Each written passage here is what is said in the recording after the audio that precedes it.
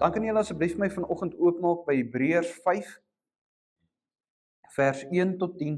Hebreërs 5 vers 1 tot 10 asseblief. Hebreërs 5 vers 1 tot 10.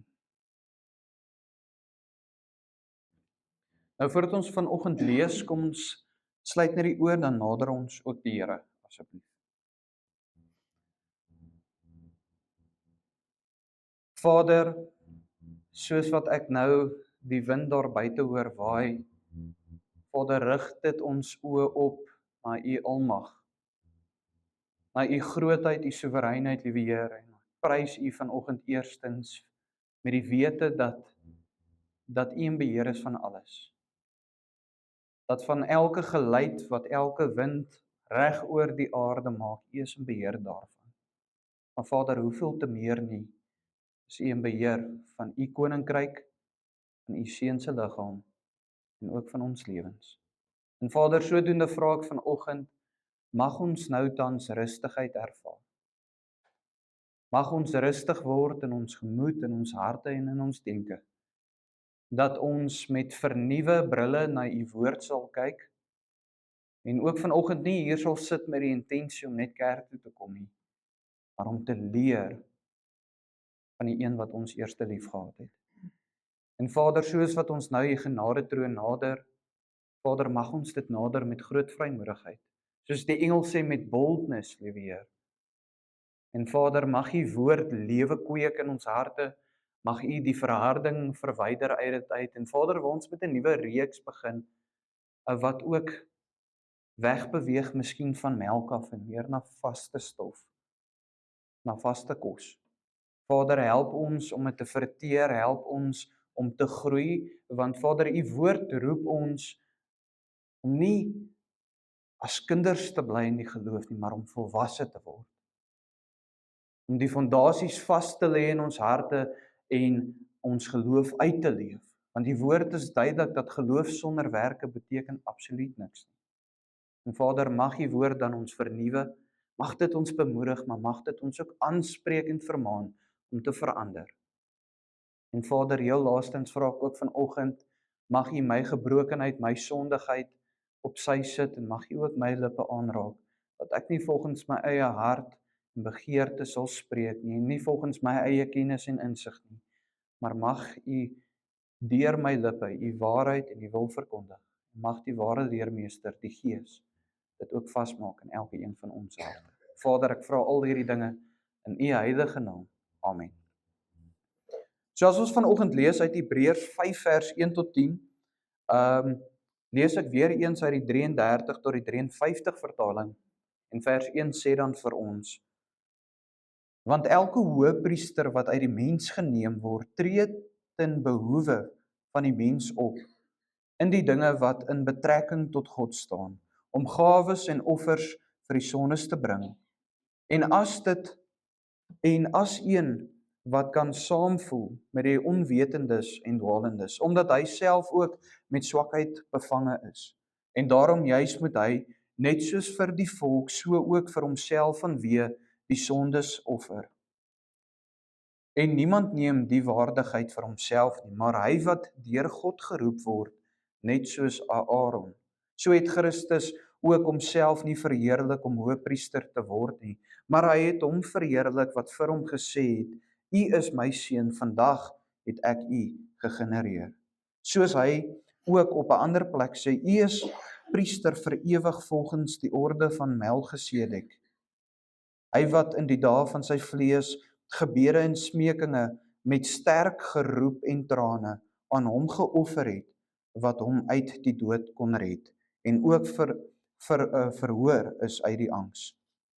Hy, al was hy die seun, het gehoorsaamheid geleer uit wat hy gelei het, en nadat hy volmaak is, het hy vir almal wat hom gehoorsaam is, 'n bewerker van 'n ewige saligheid geword, en is deur God genoem 'n hoëpriester volgens die orde van Melchisedek.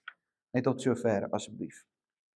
Nou soos wat julle weet, het ons nou net eintlik klaar gemaak met 'n reeks wat gehandel het oor gebed en ook sodoende die Acts-prinsip. En ek glo daar was baie waarde wat ons daarin uitgeleer het, om te sien wat die woord eintlik van ons verwag, as ons die Here nader, met watse maniere kan ons hom nader, en wat is ware belydenis en sovoorts. Maar ons gaan vandag met 'n nuwe reeks begin, waaroor ek al eintlik vir jare wou oor gepreek het, en sodoende dit nou goed gedink het, om te begin uit die boek van die Hebreërs preek. Nou, ons gaan glad nie in hierdie reeks sistematies deur die boek werk, van hoofstuk 1 vers 1 reg deur tot die laaste hoofstuk nie, want ek dink Hebreërs is so kompleks, dat ons vir jare dan uit hierdie boek gaan preek. Maar 'n bietjie meer selektief gedeeltes kies, en hoofstukke kies, om ook sodoende bietjie weg te beweeg net van melk af, maar ook te begin vaste stof eet as gelowiges.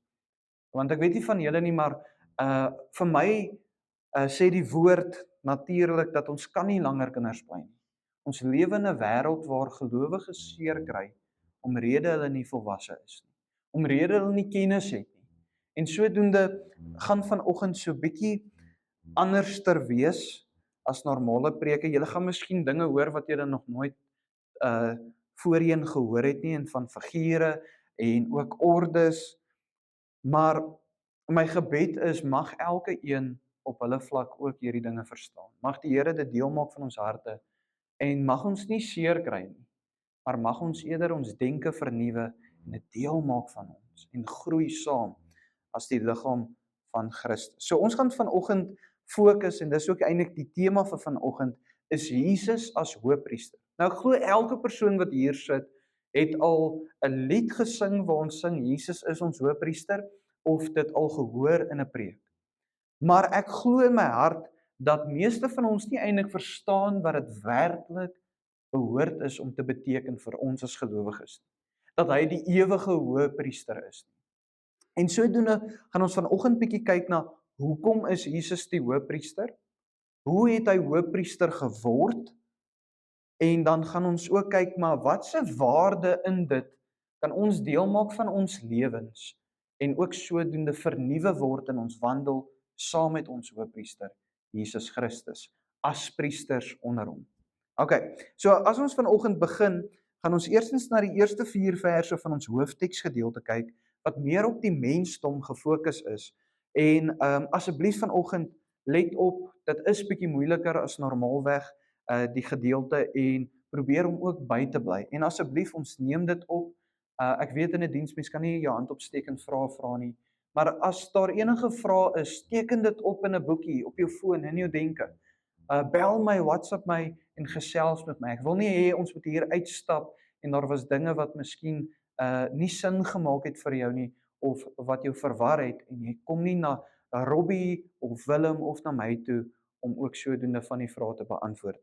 So as ons vanoggend die eerste 4 verse lees, sê dit vir ons, want elke hoëpriester wat uit die mense geneem word, tree ten behoewe van die mense op, in die dinge wat in betrekking tot God staan, om gawes en offers vir die sondes te bring, as een wat kan saamvoel met die onwetendes en dwalendes, so omdat hy self ook met swakheid bevange is. En daarom juis moet hy, net soos vir die volk, so ook vir homself vanweë die sondes offer. En niemand neem die waardigheid vir homself nie, maar hy wat deur God geroep word, net soos Aaron. Nou eerstens, voordat ons vandag hierdie gedeelte ontleed, is dit net weer eens vir my belangrik om julle net te herinner aan die konteks van die boek van Hebreërs. Nou, ons weet nie eintlik presies wie is die skrywer van hierdie boek nie, maar Hebreërs is 'n baie unieke boek in die Nuwe Testament, wat baie waarhede aanspreek, wat ons nie eintlik vind in ander boeke van die Nuwe Testament nie, maar eintlik die gehoor vir wie dit geskryf was die Jode self. En vanoggend hoop ek in die waarheid leer ons ook iets. So die skrywer sien ons skryf in die eerste 4 verse vir die Jode oor die Joodse tradisies van die hoëpriester. Nou moet ons eerstens vir onsself die vraag vra. Nou hoekom skryf die skrywer oor hoëpriesterskap en verduidelik dinge wat die Jode behoort is om te weet? Want elke Jood weet wie is die hoëpriester, wat is sy rol en wat doen hy? Maar hoekom kom die skrywer en hy verwys na dit? En so doende sien ons die skrywer rig ons vanoggend die lesers se aandag op die mens self. En hy verwys na twee elemente. Hy sê vir ons wat is die verantwoordelikheid van 'n hoëpriester, maar ook hoe word die hoëpriester gekies. So ons sien eerstens in vers 1 dat die hoëpriester gekies word natuurlik uit die mensdom uit. Dit sê want elke hoëpriester wat uit die mens geneem word, verwysend onder die volk gekies word. Maar dan sê dit ook vir ons in vers 4 dat sommige hoëpriesters aangestel is deur God self, soos Aaron. Vers 4 sê en niemand neem die waardigheid vir homself nie, maar hy wat deur God geroep word, net soos Aaron. Okay. Maar dit is nie 'n waarheid van elke hoëpriester wat al bestaan het nie. Dit is baie belangrik. Sekeres was aangestel, sekeres was gekies deur die mens self. So in Aaron se geval weet ons dat hierdie titel wat hy verkry het, was oorgegee toe hy gesterf het aan sy oudste seun. En dit was die begin van die gebruik gewees en sodoende het sy seun se seun hierdie titel verkry en so aan onder die lyn van die Lewiete. Nou ons moet eerstens verstaan dat die Lewiete was 'n groep, 'n stam van Lewi. Nou uit hierdie stam uit het God die mans gebruik om as werkers in die tempel te dien, as priesters en ook as 'n hoëpriester. Maar dan moet ons ook besef met die tempel en met die priesterskap, en ons noem dit die Lewitiese orde, dis almal wat behoort aan as priesters aan die orde van die Lewiete wat in die tempel gewerk het, was anderster in die tyd van die eerste tempel en in die tyd van die tweede tempel. Nou hierdie is baie belangrik. Nou in die tyd van die eerste tempel het die hoëpriester bietjie meer, hoe kan ek dit stel, het meer sy werk gedoen soos wat die skrif dit van hom verwag. Maar nadat die eerste tempel afgebreek is en die Israeliete in ballingskap geneem is deur die Babiloniese ryk, toe hulle terugkeer en hulle bou die tweede tempel, het daar iets anderster gebeur in hierdie orde van die Lewiete. Dit het meer korrup geword. Dit was meer polities gedrewe en eintlik die persoon wat die mees politiese krag en invloed gehad het hoëpriesterskap verkry. En ons sien dit is waar tot en met Jesus se geboorte en ook toe Jesus gewandel het op aarde en ook bedien het op aarde in sy bediening. Dat ons sien dat Jesus gereeld die hoë ouens van die geloof, die Fariseërs, die Sadduseërs, die skrifgeleerders aanspreek omrede hy sê vir hulle buitekant lyk hulle mooi, maar binne is hulle vrot. Binne is hulle korrup. En sodoende sien ons eintlik dat soos wat Christus ook gesê het, want hierdie is belangrik, wanneer het die orde van die Lewiete geëindig? Die orde van die Lewiete het geëindig die dag toe Jesus Christus gekruisig was, opgestaan het en ook opgevaar het hemel toe. Hierdie is my baie belangrik. So ons moet besef eerstens die Lewitiese orde van priesterskap bestaan nie meer in die oë van die Here nie. Want Christus is tans die hoëpriester. Okay. Tweedens moet ons besef dat hierdie Lewitiese orde was 'n tydelike orde gebonde aan wêreldse dinge. In die sin van, kom ons sê Christus het voorspel aan sy disippels dat die tweede tempel ook sou afgebreek word en ons weet toe so 'n paar jaar 50 tot 80 jaar na Christus se kruisiging, het hulle die tempel, die Romeinse ryk, die tempel afgebreek en wat Christus gesê het waar geword. Daar was nie een steen gelos op 'n ander steen nie. Okay. Maar nou beweeg ons aan. En hier is dit waar dit baie meer interessant raak. Die skrif sê vir ons dat in hierdie eerste 4 verse dat die persoon wat aangestel was as hoëpriester was maar net ook 'n normale persoon. 'n Persoon met sonde wat nie net vir die volk sonde offer een keer 'n jaar moes doen nie, maar ook vir homself. Dis iemand wat 'n middelaar is tussen God en die volk, omrede hy die swakheid van die vlees verstaan omrede hy ook self sukkel met sonde. En hierdie is my baie belangrik. Weereens, nou beweeg ons terug aan wie is hierdie boek geskryf, aan die Jode. Hoekom lê die skrywer klem op dit? Want die hele boek van die Hebreërs gaan oor Christus. Om te sê Christus is hoër. Hy begin deur Christus in die eerste paar hoofstukke is hoër as Moses. Want die Jode het vir Moses geplaas amper as 'n god omtrent. En dan gaan hy aan en hy sê maar Jesus is meer as die engele, want baie van die Jode het gedink Jesus was miskien 'n engel, omrede God altyd 'n engel gestuur het om die Jode uit situasies uit te help. Maar dan kom die skrywer en hy sê hy's meer, hy was nie engel nie, hy's self die seun van God en self God homself. En nou kom die skrywer en hy sê, maar Jesus is hoër as die menslike orde van die Lewiete ook. Hoër as die hoë priesters van die verlede, van die geskiedenis, hoër as Aaron en eintlik hoër as Abraham ook, die geestelike voorouder van elke gelowige. Maar dan sien ons ook, en net 'n voorbeeld daarvan in Levitikus 9 vers 7, sien ons dat Aaron nie net vir die volk 'n sondeoffer doen nie, maar hy doen vir homself. En hoor wat dit sê, en Moses het vir Aaron gesê, kom nader na die altaar en berei jou sondeoffer en jou brandoffer en doen versoening vir jou en vir die volk en berei die offer van die volk en doen versoening vir hulle soos die Here beveel het. Nou wat baie belangrik is, een keer 'n jaar het omtrent vir 'n hele dag voor die sondeoffer gebeur het die hoëpriester deur 'n reinigingsproses gegaan, waar hy klomp praktiese maniere gehad het om homself skoon te maak. Hy het ook 'n ander mantel aangetrek en om homself voor te berei om in die heiligste van heiligstes in te gaan. Baie belangrik. As hy nie al hierdie reg gedoen het nie, hulle het 'n tou om sy voet vasgemaak, ek het dit al baie genoem, want as hy daar ingaan en hy was nie gereinig deur al hierdie prosesse nie, het hy dood neergeslaan. En dan kan niemand hom uithaal nie, dan trek hulle hom met die tou uit, nê? Wat nogals interessant is. Maar dit wys net vir ons wat? Dit wys vir ons dat God in sy absolute teenwoordigheid nie sonde kan hanteer nie en ook dit haat. Dit moet gestraf word. En wat vir my besonder is, en ons gaan nou so 'n bietjie meer daarna verwys is, die woord sê ons is tans die tempel en God leef in ons. My vraag is, voordat ons aanbeweeg net in eenvoud, maar hoe lyk jou priesterskap tans op hierdie aarde? As priester van die Here. Die woord sê ons is eintlik aangestel as heilige priesters van die Here.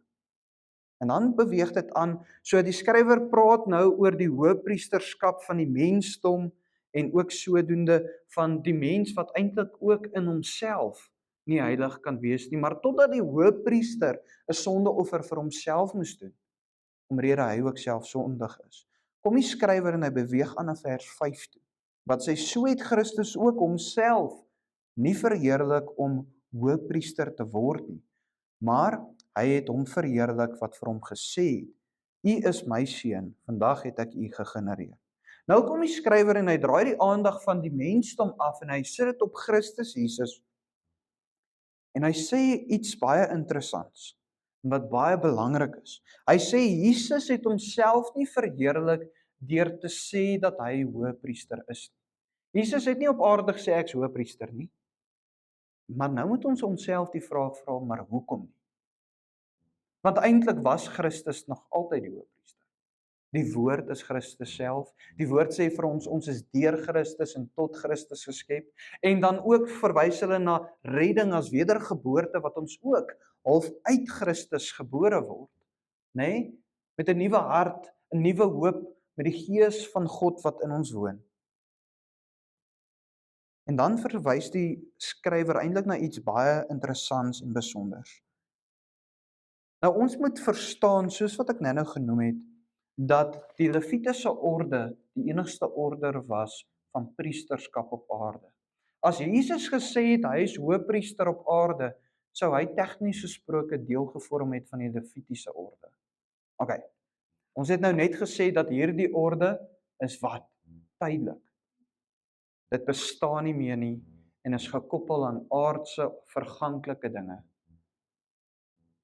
Maar nog meer belangrik, en ek wil net hierdie met julle deel, Jesus kom uit die lyn van Juda uit, baie belangrik.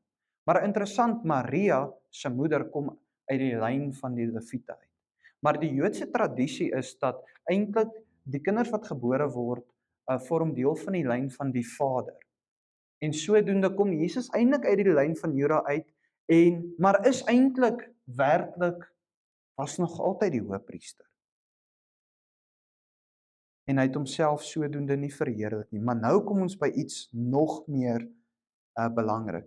As Jesus deel gevorm het van die Levitiese orde, sou dit beteken het dat sy hoëpriesterskap tydelik was, dat sy hoëpriesterskap korrup kon gewees het en dat dit korrup kan word. OK, ek weet hierdie klink nou vreemd, maar dit is baie belangrik vir ons as gelowiges. Want anderster as Jesus se hoëpriesterskap tydelik is, beteken dit dat ons nie die ewige kan verkry nie. Want ons verkry die ewige in hom. En as hy net hoëpriester was vir 'n tydjie, beteken dit dat ons net by die Vader sou wees vir 'n tydjie. En ek hoop dit maak sin. Maar nou gaan die skrywer aan en hy sê eintlik iets vir ons baie besonders. Jesus het wanneer sy hoëpriesterskap verkry? Wanneer het God gesê Christus is die hoëpriester vir ewig? Na sy kruisiging, na sy opstanding en met sy hemelvaart. Dit is toe Jesus die titel van hoëpriesterskap verkry het. Maar wat leer dit vir ons? Jesus het eers die werk gedoen van die hoëpriester en toe het hy die titel verkry. Hy was die offer en toe was hy eers verheerlik daarna. Wat leer dit vir ons? En ek dink hier is 'n baie belangrike punt in vandag se diens. Is dat ons baie titels op hierdie aarde vir mekaar uitdeel. Ek weet die woord het ook titels wat dit vir ons in die kerk laat uitdeel, ampte wat bestaan, ouderlingskap, diakenskap, kom ons sê Christenskap, disipelskap, en so kan ons aangaan net in ons geloof alleenlik. Maar weet julle, die titels beteken absoluut niks as daar nie werk gedoen word wat vereis word onder die titel. En wat ek eintlik daarmee bedoel is, 'n titel het geen waarde as die roeping onder die titel nie uitgeleef word. En mense, ons word vinnig vasgevang in titels. En ek sien dit oor en oor. Ek het al gesien mense wat te veel klem lê op domineskap, nê? En die ander kant is natuurlik ook waar daar geen respek is nie. Maar mense, die titel maak jou nie. Jy word nie aangestel op die kerkraad as ouderling, en wanneer jy die ouderling titel verkry, nou is jy 'n ouderling nie. Die roeping moes al reeds daar gewees het, en jy moes dit geleef het, en sodoende erken ons nou maar net die roeping wat God op jou lewe geplaas het. Dit is die werklikheid daarvan. Die titel maak nie die persoon nie. En wat vir my besonders is, ek het nou ook in my gebed dit genoem, die woord maak dit duidelik dat geloof sonder werke niks beteken nie. En my vraag is vandag, elke een van ons dra die titel eerstens. Ons het na die woord geskryf het die titel van Christenskap gegenereer, maar kom ons noem dit disipelskap, kindskap, koningskap wat ons verkry. Ons almal dra hierdie titels op ons as weergebore gelowiges. Maar my vraag is vanoggend op hierdie punt, het ons die werke wat dit ook toon? Nou is almal stil. Christus het eers sy titel verkry na sy offering aan die kruis. Hy het eers die werk gedoen en toe die titel verkry. En in ons gevalle dink ek in vandag se konteks soek ons eers die titel en dan die werk wil ons doen. Is dit nie waar nie? En sodoende wil ek vanoggend op hierdie punt vir julle vra, maar kan ons nie dit as gemeentes verander nie? Want op die stadium is ons nie ernstig genoeg oor die werk nie. Ek weet nie van julle nie, maar ons is nie. Ons loop in 'n gemeenskap rond wat 'n kerk al van die begin van dat Suid-Afrika gestig is, geplant is, En hier is mense wat hier buite rondloop, wat nie weet wie Jesus nie. Verwys in die kerk doen nie hulle werk nie. Ons leef nie ons roepings uit nie. Ons sit met onvolwasse mense in die gemeentes, omrede ons net melk voer die hele tyd.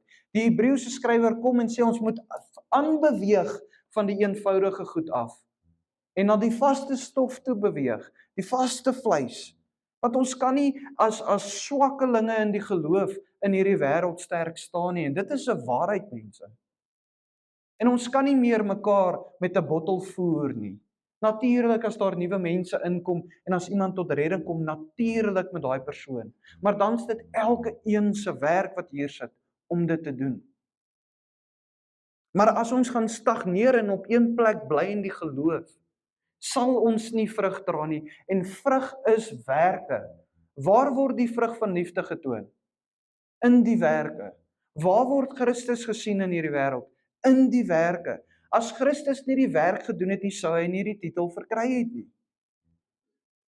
En sodoende doen ons dit nie vir vergoeding nie, ons doen dit uit liefde uit. Hoekom het Christus dit gedoen? Om verheerlik te word deur sy Vader? Nee. Christus het dit gedoen uit liefde en gehoorsaamheid vir sy Vader. Hoekom het die Vader vir Christus gestuur? Uit liefde vir ons. Is dit nie waar nie? En dan die laaste gedeelte van vers 5, quoteer eintlik Psalm 2 vers 7 wat sê, U is my seun, vandag het ek U self gegenereer. En hierdie is baie belangrik, dit klink baie eenvoudig. Op hierdie tydstip skryf die skrywer nou uit, verwys na die menslike hoëpriester, en dan nou verwys hy na Christus, dat die Vader hom verheerlik het deur vir hom hoëpriesterskap die titel te gee vir ewigheid, maar nou kom hy in dieselfde vers en hy maak iets anders vas, dat Christus sy seun is en koning is ook. Christus is nie net hoëpriester nie, maar koning van konings. En daar is 'n baie belangrike waarheid in die waarheid wat ons nou oor gaan gesels. En Dawid skryf eintlik oor die Messias in hierdie konteks. En dan kom die skrywer in vers 6 en hy beweeg aan en sê, soos hy ook op 'n ander plek sê, U is priester vir ewig volgens die orde van Melchisedek. Nou voordat ons oor hierdie interessante vers gesels, wil ek dit net eers duidelik maak. Ons kan nie meer selektief wees om oor sekere gedeeltes nie te preek nie, om eerlik te wees. Mense moet die waarheid leer.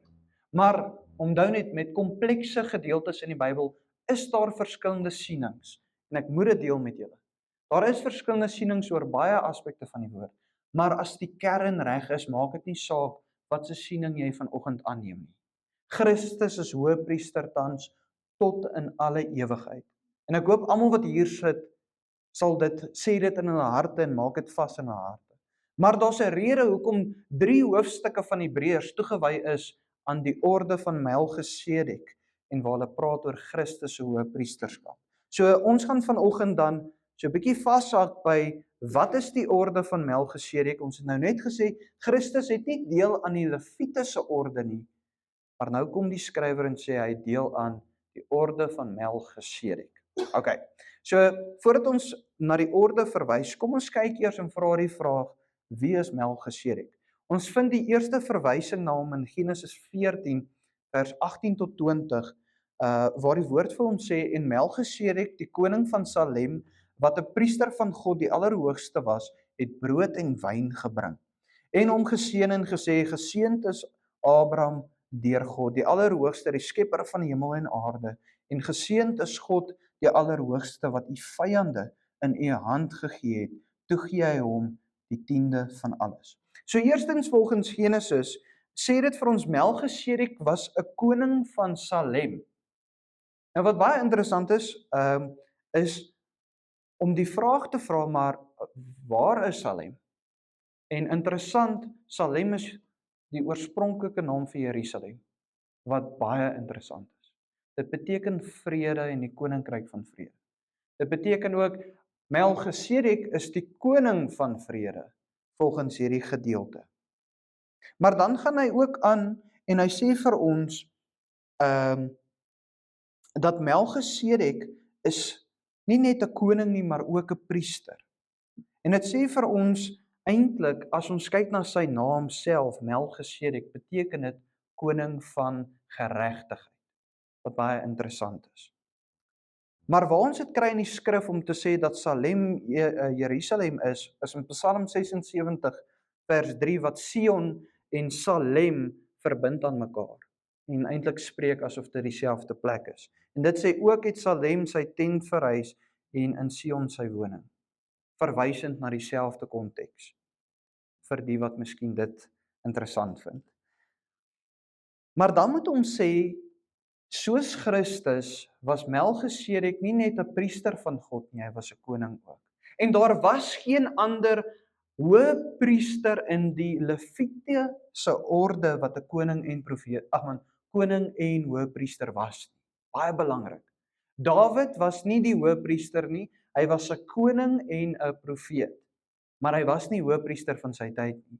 Christus kom uit sy lyn uit, maar daar was geen ander persoon in daai tydperk van die geskiedenis van die Jode wat koning en priester was. Maar dan kan ons vir onsself die vraag vra, maar wat het Melchisedek gedoen in Genesis? Hy het vir Abraham geseën. En ons gaan nou 'n bietjie terugverwys daarna en ek wil hê julle moet nou kop hou. Want nou gaan ons kyk na Hebreërs 7 vers 1 tot 4 wat praat oor Genesis se gebeurtenis, maar meer praat oor wie is Melchisedek. En dit sê vir ons in Hebreërs 7 vers 1 tot 4, want hierdie Melchisedek was koning van Salem, priester van God die Allerhoogste, wat vir Abraham tegemoet gegaan het by sy terugkeer toe hy die konings verslaan het en hom geseën het, aan wie Abraham ook 'n 10de deel van alles gegee het. Hy was in die eerste plek volgens uitleg die koning van geregtigheid en dan ook koning van Salem. Dit is koning van vrede. Sonder vader, hulle praat van Melchisedek, sonder vader, sonder moeder, sonder geslagsregister, sonder begin van dae of lewenseinde, maar gelykgestel aan die seun van God, bly hy priester altyd deur, beteken vir ewig. Okay? En dan sê vers 4, let nou op hoe groot hierdie man was, aan wie selfs Abraham, die aardsvader, 'n 10de van die byt gegee het. Verwysing net 'n 10de van alles wat hy het aan hom gegee het. En dis eintlik waar die 10de prinsip begin het in die woord. Nou voordat ons aanbeweeg, gaan ek die twee sienings oor Melchisedek met julle deel. Die eerste siening is dat Melchisedek 'n voorloper en 'n Jesus figuur was. Okay? Verwysend dat Melchisedek nie werklik Christus was in die Ou Testament nie, maar eintlik verwys het dat Christus gaan kom. En hy het ook vir Abraham sodoende geseën uit wie Christus sou kom ook, né? En dan die tweede siening is dat Melchisedek Jesus self was. Want niemand staan gelyk aan die seun nie, behalwe die seun. Niemand is 'n ewige priester nie, behalwe die seun. Niemand het 'n lewe ewigheid behalwe die Vader, die Seun en die Gees. En so kan ons aanbeweeg. En vanoggend gaan ek met julle gesels uit die een siening. En ek gaan met julle gesels asof Melchisedek Jesus was, vir 'n rede. En ek weet hierdie kan nou baie kompleks en vreemd klink, maar hierdie is belangrik om dit te besef. Maak nie saak aan watse een jy vanoggend vashou nie. Dit verander niks van wie Christus is nie. Christus bly hoëpriester. Maar ons moet die woord begin leer, ken en ook wat daar binne staan. Nou, eerstens moet ons kyk na ewigheid. Wat beteken die term ewigheid? Daar is geen beginpunt nie. Stem julle saam? En ons geen eindpunt. So ewigheid kan ons nie sê het 'n begin nie, want dan is dit nie ewig nie. Okay? So as ons sê 'n ewigheid het 'n beginpunt, beteken dit God het 'n beginpunt want hy is ewig. Hoop julle is by my. Maar dan kan ons nie, as ons die term ewigheid op ander plekke in die skrif raak lees, ander waarde koppel aan die woord nie. Die woord bly dieselfde, daar is geen begin nie. Dit was nog altyd. En as die orde van Melchisedek nog altyd bestaan het, beteken dit Christus was tegnies gesproke nog altyd die hoëpriester. Want Christus is die woord, hy is die sleutel, hy is nie net die sleutel vir die Nuwe Testamentiese mense nie, maar hy was die sleutel vir die Ou Testamentiese mense ook. Christus is die woord en dink daaraan, ek het nou genoem, almal is deur Christus tot Christus geskape. Die hele skrif roteer om Christus. En as ons dan aanbeweeg, en ek wil dit ook met julle deel, Christus in sy ewigheid het vir ons 'n ewigheid bewerk. Ons ek dink ons het nou ook daaroor gesing en ek dink ook sodoende wil met iets verwys na die blydskap in die ewige. Ons verkry die ewige lewe. Mense, tot aan daai ewigheid kan ons nie 'n begin koppel nie. En hierdie is baie belangrik vir my. Jy het nie per ongeluk tot redding gekom en nou verkry jy 'n ewigheid nie. Die woord sê God het jou geken voor die grondlegging van hierdie aarde. Al het jy nie bestaan in hierdie vorm waar jy ingebore is nie. In sy denke het jy bestaan al as sy kind. Die woord sê vir ons, Christus het almal verkry wat sy Vader vir hom gegee het. Baie belangrik. Wie was ons eerste liefde? God. Wie het ons eerste lief gehad? God, voordat ons hom lief gehad het. So 'n ewigheid volgens die skrif se verduideliking begin nie eendag nie. 'n Ewigheid het nie 'n begin nie. En ek weet hierdie kan nou 'n moeilike konsep wees en ons kan bietjie later in die reeks bietjie dieper na die ewige lewe verwys. Maar mense, dit is belangrik dat ons hierdie dinge vasmaak. En weet julle wat beteken dit? Niemand kom te laat tot redding nie. Die dag wanneer jy tot redding gekom het, was perfek en reg. Die vraag is net, wat doen jy nou? Leef jy die roeping uit? Leef jy volgens die skrif? En daar's altyd tyd vir dit waartoe die Here ons roep om te doen. Maar dan wil ek Johannes 8 vers 56 tot 58 met julle deel. En dit is waar Jesus praat en hy praat in 'n konteks oor Abraham en dat Abraham hom gesien het en dat hy ook sodoende deur dit was Abraham verheug gewees. Dis Johannes 8 vers 56 tot 58 wat sê: Abraham, julle vader, het hom verheug dat hy my dag sou sien en hy het dit gesien en hom verbly. Toe sê die Jode vir hom: U is nog nie 50 jaar oud nie en het u Abraham gesien. Verwys in Christus is nog nie eers 50 jaar oud nie. Hoe kon hy vir Abraham gesien het? En Jesus sê vir hulle: Voorwaar ek sê vir julle, voordat Abraham was, is ek. Verwysend dat Christus nog altyd natuurlik daar was, as God self en die Seun van God. Maar nog meer belangrik, en hierdie is vir my baie belangrik, sy priesterskapsorde het nog altyd bestaan. En dan kan ons verder beweeg en die volgende sê. Hoe amazing is dit nie, as ons sê die een siening is waar en Melchisedek was Christus. Dat Christus sy eie voorouder geseën het, sy eie bloedlyn geseën het. En wat was die beloftes wat God aan Abraham gemaak het? Die enetjie was dat sy nageslag soveel soos die sand van die see sou wees en soos die sterre in die hemele. Die ander belofte was dat Abraham se nageslag 'n seëning vir die res van die nasie sou wees. Nou, hoekom sou sy nageslag 'n seëning vir die res van die nasies gewees het? Is die Jode so spesiaal? Nee, dis Christus wat uit die bloedlyn sou kom, wat 'n seëning vir die hele wêreld sou gewees het. Want God het al toe natuurlik geweet dat nie net Jood gered gaan word nie, maar ook die nie-Jood wat glo in Christus. Maar dan kan ons ook sê, hoe is dit moontlik dat een van die kleinste nasies wat al ooit op die aarde bestaan het, die Jode, hoe kan hulle soveel soos die sterre in die hemele en die sand van die see wees? In die Nuwe Testament maak dit vir ons duidelik dat die woord sê elkeen wat weergebore is in Christus het deel aan Abraham as hulle geestelike voorouder. En ons is vandag daai nageslag. Soveel soos die sand van die see, die sterre in die hemele, maar hoe mooi is dit nie dat as dit so is, dat Christus sy eie bloedlyn geseën het omrede hy uit dit sou kom. En as dit nie so is nie, dat God 'n profeet gestuur het wat blykbaar geen beginpunt het nie en 'n priester gestuur het wat van die koninkryk van vrede afkom, wat die koning van vrede is, die koning van geregtigheid is, om ook vir Abraham te seën omrede Christus uit daai bloedlyn sou kom. Nou vanoggend weet ek al hierdie dinge kan vreemd klink, maar dit dien eintlik as fondasie vir ons volgende preke oor wie is Christus werklik as hoëpriester. Ons gaan volgende week aanbeweeg en verder beweeg in die hoofstuk. Maar ook om dit net vas te maak dat, is dit nie amazing dat daar soveel dinge is in die woord wat nog verborge is vir ons nie. Maar weet julle wat? Hierdie fontein van die woord het geen bodem nie en ons kan nooit ophou leer nie. En my gebed is werklik vanoggend dat niemand seer sal kry deur hierdie waarhede nie, maar sal groei. Maar weet julle hoe kry ons dit reg dat niemand seer kry nie? As die liggaam saam oor die waarhede gesels. Saam mekaar verduidelik en saam met mekaar ook sê maar vra, ek verstaan miskien nie. En dan wil ek afsluit met die volgende. Dis nie net Christus wat hoëpriesterskap verkry het nie. Die woord sê ons word geroep as heilige priesters.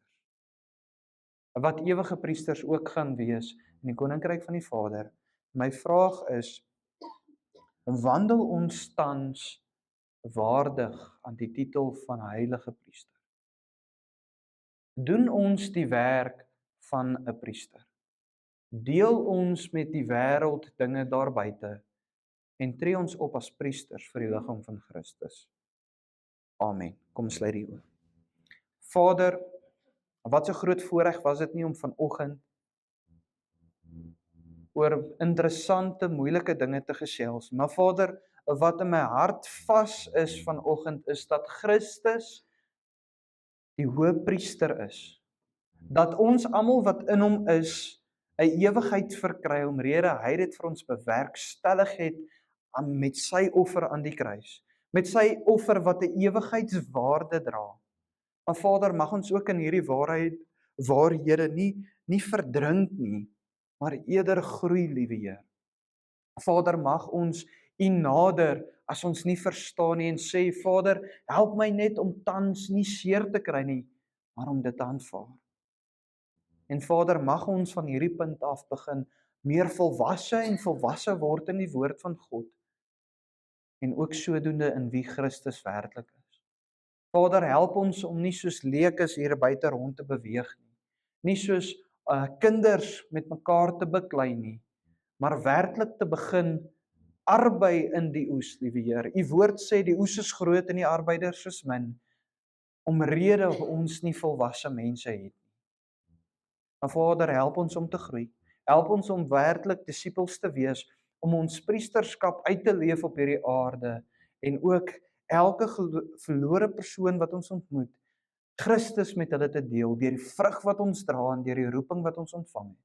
En Vader, mag U, as daar mense is wat dit tans doen, wat moeg is, wat uitgeput is in dit, Vader, mag U hulle olielampe vul. Mag hulle weer energie verkry, bemoedig word deur die res van ons, sodat hulle sal aanhou U woord verkondig, sonder vrees, sonder twyfel en sonder om skaam te kry vir wie die ware redder en saligmaker is, en dit is Jesus Christus. Vader, ek vra al hierdie dinge in U heilige naam. Amen.